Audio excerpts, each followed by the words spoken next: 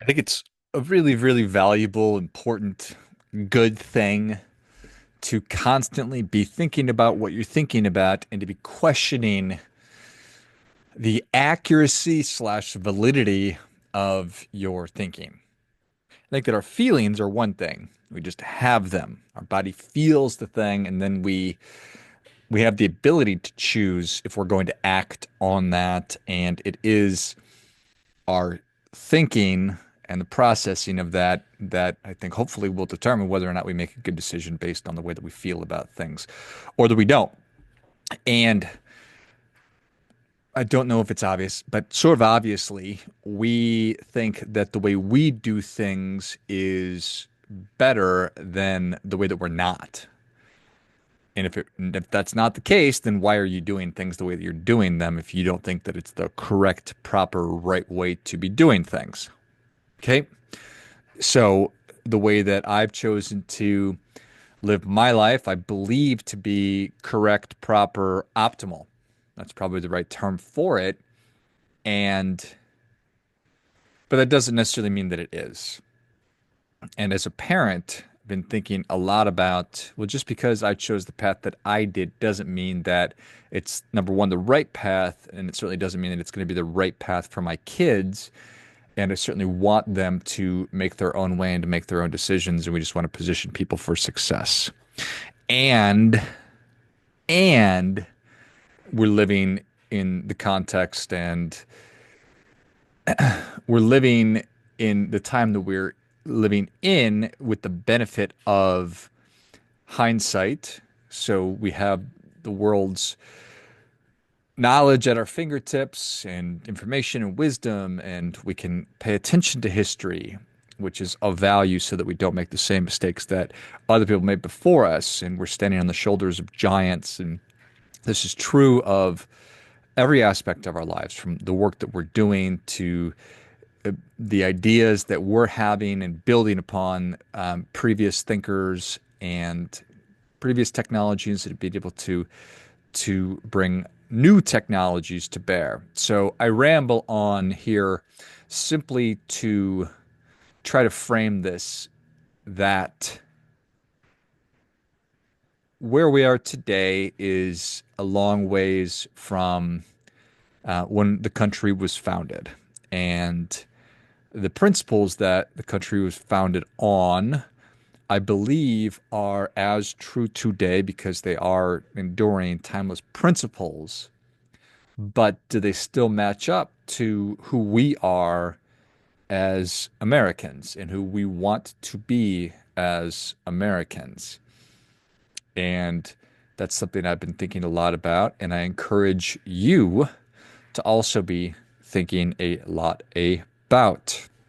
So, what does it mean to be an American? What are some of those principles that got us to where we are?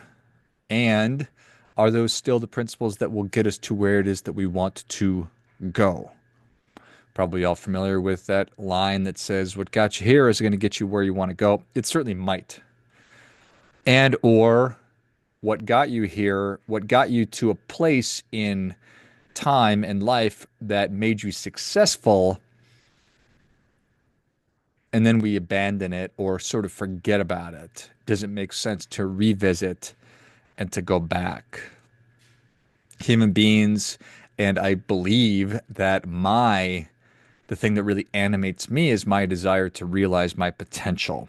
And so it's my desire to constantly strive for self-improvement and to get better. And in a lot of ways, that is extremely progressive, right? That's what progressivism is I want to continue to progress. And from a conservative perspective, there's just so much wisdom in not throwing the baby out with the bathwater, in recognizing that what our founding principles, what makes for a rich and robust and happy life, there's still a lot of truth to all of those. So, how do we reconcile that? How do we square the circle? And that is what I wanted to talk a little bit about today. And specifically, I want to talk about personal liberty. And I want to talk about rugged individualism and then square that against changing times. So, what is personal liberty? Do you know what personal liberty is just off the top of your head? It's our freedom to think, act, and live the way that we want without interference from the government or other authorities. It's my right to make choices, to make my own choices, so long as they're not harming other people. So I have the ability to think whatever I want. I have the ability to speak whatever I want. There's a lot of conversations going on right now about the importance of free speech, and this is something that's being challenged, which, fine. If after thinking it all the way through, you still feel as though there should be limits on your ability to speak and express yourself, then that's your opinion. I'm of the mind that this is an absolute that we must hang on to. So you can hold your own beliefs, you can express your opinions and debate ideas without fear of punishment. That seems to me like an obvious thing. That seems to me that if we lose that, we're in a world of hurt and bad things will happen. My opinion. Freedom of action. I have the ability to make personal decisions about my career, my religion, my lifestyle, how long I have my hair without coercion. I think that that's important too. Yet we just came out of a time where we threw that out, where a lot of people threw that out and said, nope, mm-mm, you don't have the ability to decide to do this thing or to not. You're going to do it.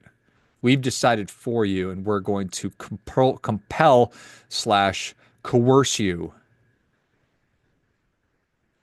with the weapon being you'll lose your career, you'll lose your ability to be in polite society. Okay, I don't think that that's a good thing.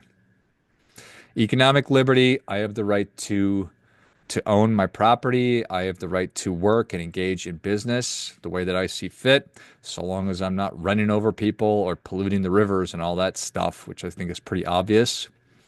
But I think that that's a good thing too. All right. So that's what liberty is.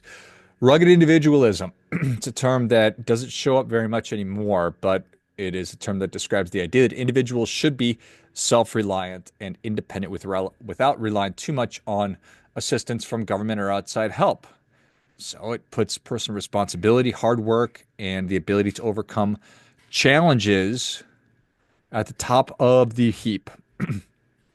And I think that that defines me in a lot of ways. I'm happy to refer to myself and to identify as a rugged individual. I think I'm all for that. So it was used by President Hoover in the 20s to promote the idea that Americans should depend on their own efforts rather than expecting the government to do it. So it was big during the Great Depression. So during that time and during all times, it's better to be autonomous. It's better to be as strong as you possibly can be and to be as self-sufficient as you possibly can be.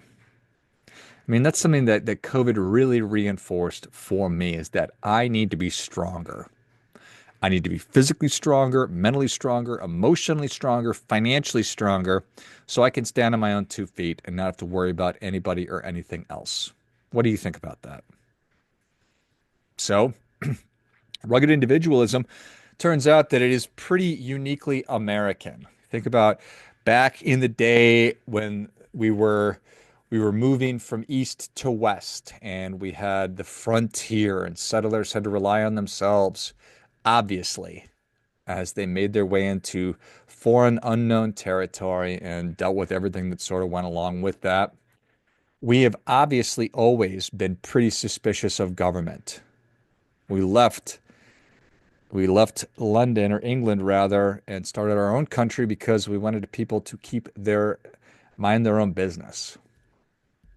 And of course, capitalism and free market thinking, the idea of entrepreneurship and self-made men and women and success and to be able to compete in the market, the open free market. I think it's nothing but a good thing.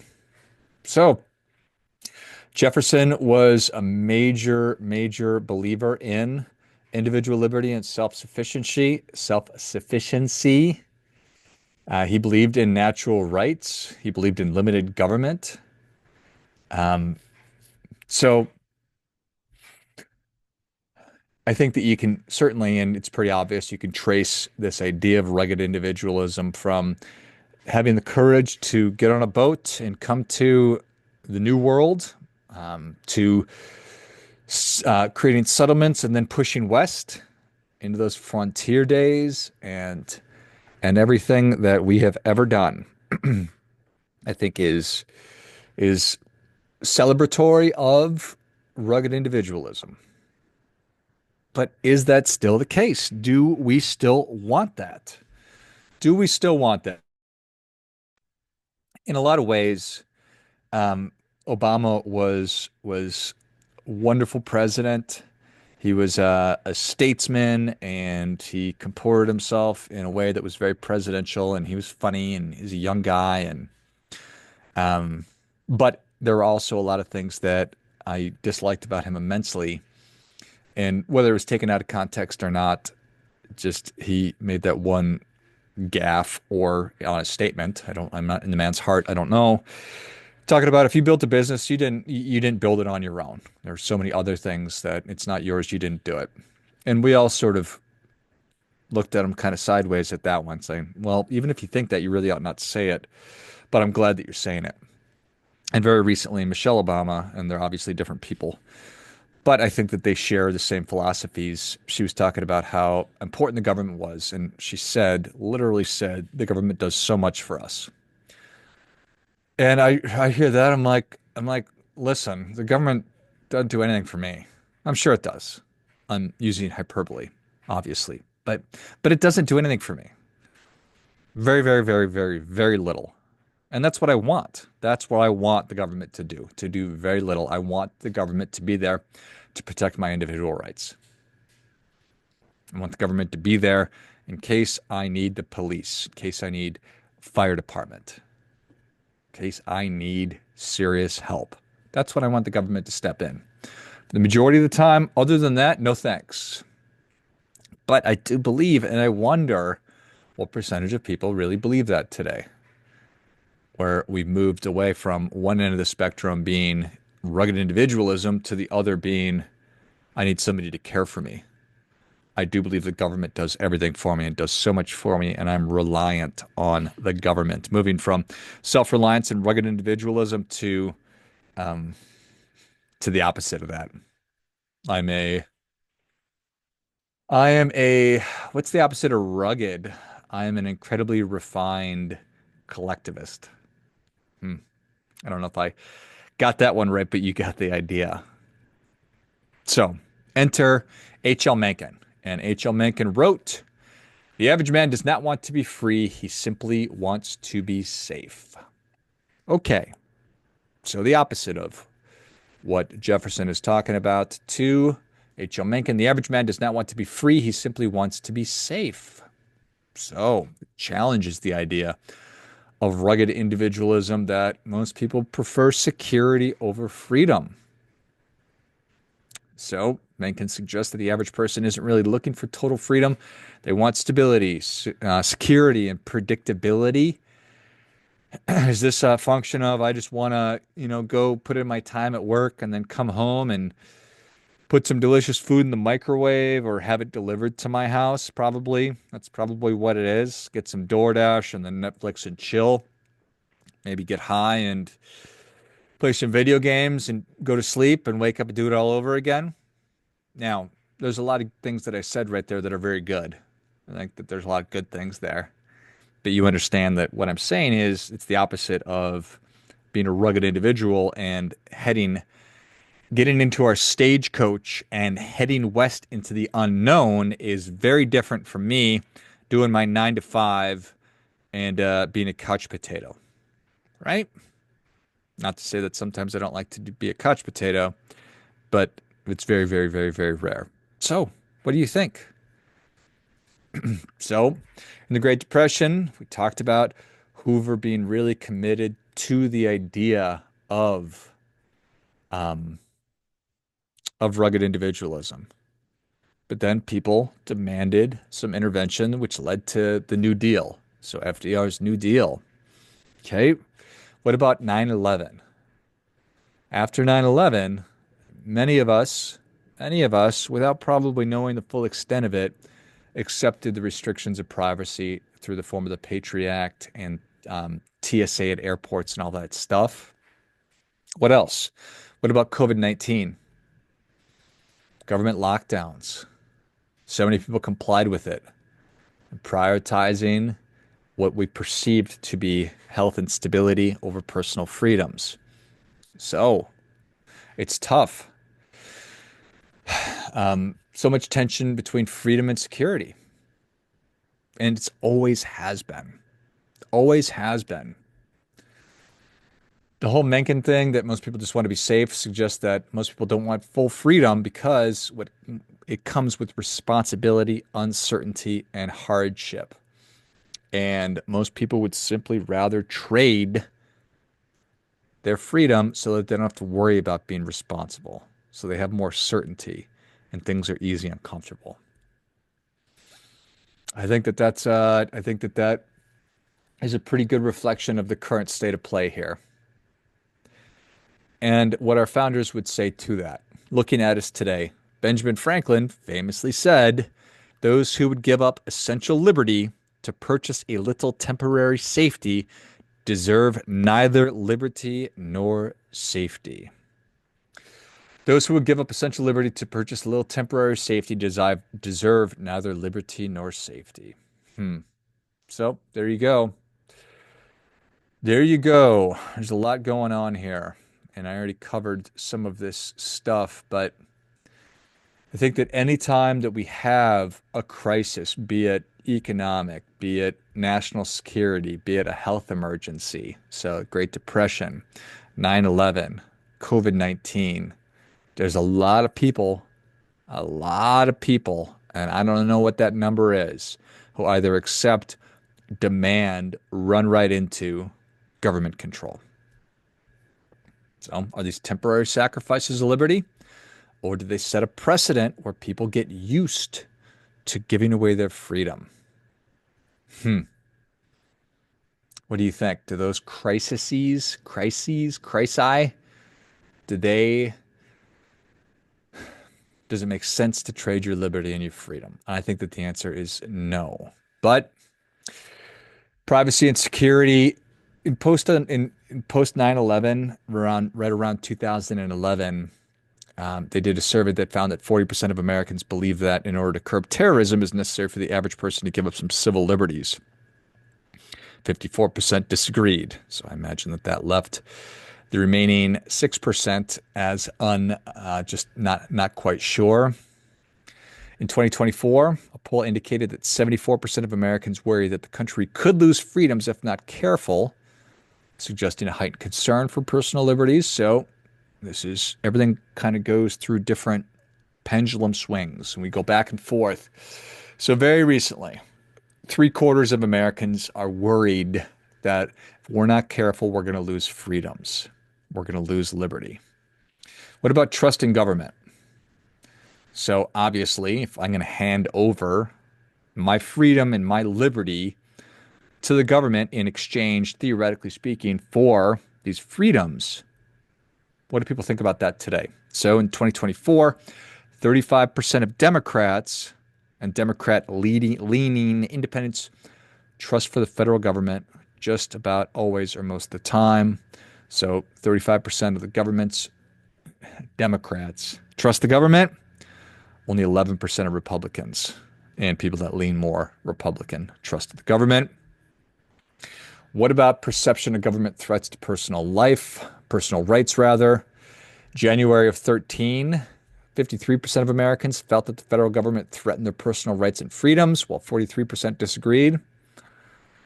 What about the First Amendment? In 2024, 53% of Americans believe the First Amendment goes too far in protecting rights, indicating a significant portion of the population may be open to limiting certain freedoms. I think that that's frightening.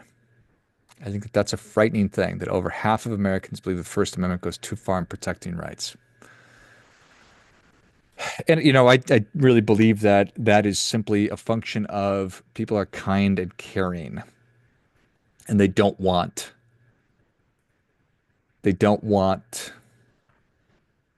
They feel like it's not okay for people to be mean-spirited, or hateful, hate speech. And I certainly agree with that.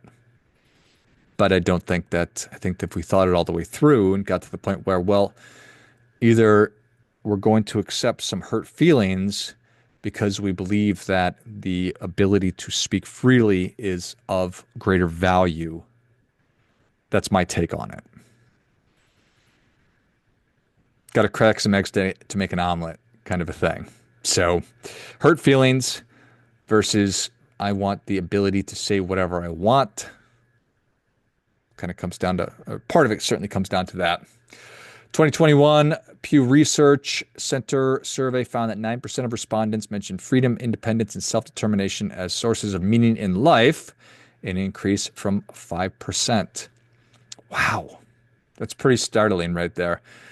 2021 Pew Research found that 9% of respondents mentioned freedom, independence, and self-determination as sources of meaning in life, but up from 5% in 2017. So certainly a lot of people here in the United States, a lot of Americans who value personal liberty, but there's also a lot of people who support certain government controls, especially when we believe or perceive those controls to be necessary for security and societal well-being. And it's always going to be fluctuating and changing based on what's going on. Here's a couple of quotes which were true back when they were quoted, or rather said, and are certainly true today. Patrick Henry, give me liberty or give me death. Thomas Jefferson, the price of freedom is eternal vigilance. You always got to stand watch, buddy. Liberty means responsibility. That is why most men dread it. George Bernard Shaw. That's a powerful one right there. I want to spend some time on. He's asserting that true freedom is not simply the absence of restraint. It's also closely tied to responsibility, and being responsibility to make decisions and then face the consequences of decisions, and to do all of those things while taking into consideration other people. And that's hard. Responsibility is hard. But that only 9% of human beings today, or Americans rather, think that responsibility and freedom is what gives us meaning. I would argue, and Jordan Peterson would argue, that responsibility and finding meaning in responsibility is the entire game. It's all of it. Because if you're just responsible for something and you don't find any meaning in it, well, then it's just a pain in the ass. Then it's, my kids wanted a dog, but I have to clean up after it. And that's not what we're talking about here. We're not thinking about or looking at freedom as a valuable thing. If we were, then more than 9% of people would believe that they find meaning in it. Liberty requires personal responsibility and accountability. In fact, that's absolute table stakes for it. In a free society, individuals are not controlled or guided by an authoritarian force. We're free to choose our own actions, but we bear the burden of those choices. So I get it. So why is that a scary thing? Why do people dislike that? Well, there's a fear of consequences. So when you're free, along with that comes the knowledge that if things go wrong, you're responsible for the outcomes. And there's a lot of people out there, probably more people than probably the majority, would rather have security just because it removes the need to make those hard decisions, which I think is kind of sad. I think that that's a sad thing. And you can also see freedom being an overwhelming thing because you just have all the options. So again, you are tasked with making the right decision, going down the right path. And I think a lot of people would just prefer to be told where to go, what time to be there, what to do while you're there, and when you can go home. And then to simply open up Netflix and whatever is suggested for them, then they watch. And then on top of that, we have social responsibility, because with individual liberty, it's not just us, because what I do has an impact on the people around me, obviously my immediate family, my loved ones, but also my community and my town, my neighborhood, all these things. So there's a burden to that. There's no doubt about that. So There's political freedom, there's economic freedom, there's social freedom, there's so many different things.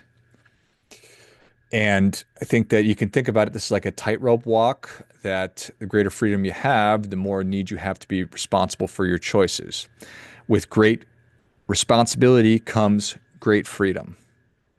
With great responsibility comes great power. With great power comes great responsibility, all that kind of stuff.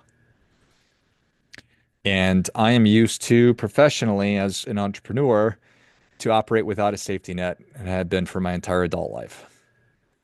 And if you've never done that, then the idea of that is probably terrifying to you. First and foremost, you don't understand how to do it, so you lack a literacy or a know-how, and then how would you even get started? So I certainly understand that. So that quote by Shaw simply highlights the complexity of freedom. It's not just about being free from control, but it's also about being responsibility for our choices and our consequences. So making liberty both a privilege and a burden. It's a double-edged sword like everything in life. Everything has an equal and an opposite, a yin and a yang. So what do you think? What do you think? Certainly our country demands up until this point that more people value liberty, that more people value freedom than the opposite. Our country being successful and continuing to be successful demands that we have people that embrace personal responsibility versus abdicating responsibility. All that being said, I believe that it is morning in America, which Ronald Reagan famously said in 1984. And it is my belief that we are at a stage in our country where we are getting shaken up. We are coming to the realization that things are not necessarily as they seem. We're coming to the realization that there's a lot more going on than we were led to believe and that we realized. And that we are not necessarily ready to tap out, and that we're not going to lay down and give up our freedoms in the name of security. We're not going to let somebody else control us. We are interested in the pursuit of the American dream. We are interested in being rugged individuals, and we embrace the principles and the spirit of all the people that were there doing it before we had the opportunity to do it here. If it's to be, it's up to me. I have an internal locus of control, believing that I have influence over different aspects of my life. Certainly appreciate that I have very little control over many of the circumstances of my life, but I have absolute control over how I think, feel, and respond to those circumstances. And I think it's incumbent upon you and I to be paying close attention to all of this and to realize that freedom is, in fact, not free.